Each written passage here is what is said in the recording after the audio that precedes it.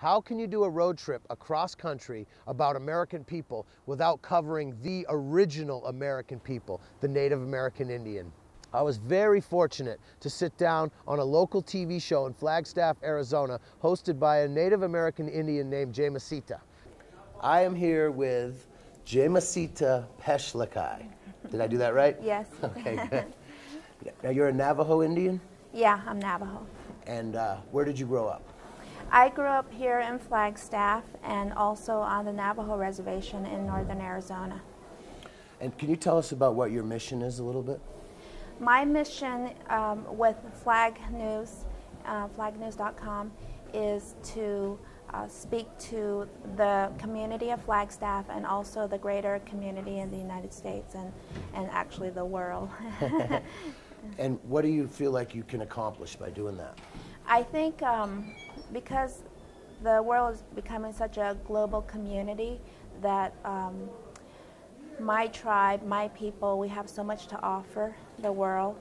And also, when people come to northern Arizona, they want to have that Native American experience and also the experience of the small western town feel. Mm-hmm. And one of my missions is to welcome people, make them feel the similarities that we have across races and cultures and traditions, and to feel good about that and find our similarities and celebrate that.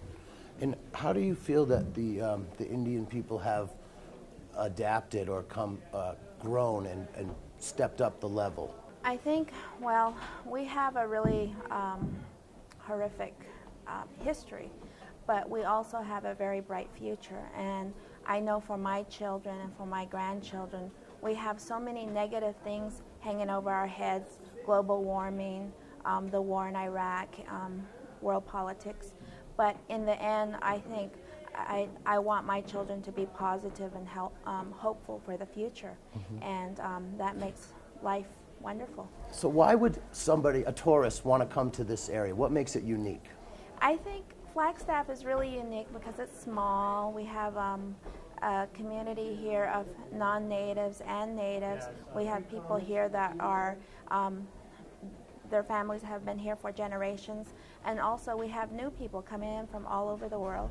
What about like the mountains? What do they mean spiritually? The mountains, in Navajo, the word for mountain is zil, zil. That also is the same word for muscle, the muscle tissue in our bodies. So when you say strength, you call to mind the mountains. Mm-hmm. And the mythology and the oral histories of my people is that we will always be a people, we will always be strong as long as we live within the 4 sacred mountains.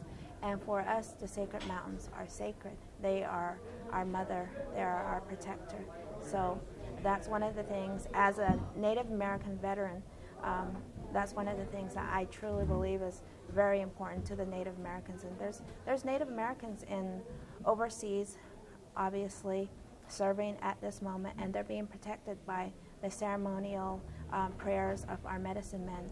I think it's great to talk about these, the positive pros and cons, and put it out there, you know, because we don't hear about it. In school they teach you about Thanksgiving and all the fluffy, cute things, but that's not the real story. Well, I think one of the things that that I really like about my friends that are non-natives is when we get past that, you know. I think there's a lot of so much negative energy there, but once you get past it, I mean, I just have the greatest fun with my friends and just living life. Spending time with a real Native American Indian woman was a great experience. It really opened up my eyes and showed that we can't take everything for granted.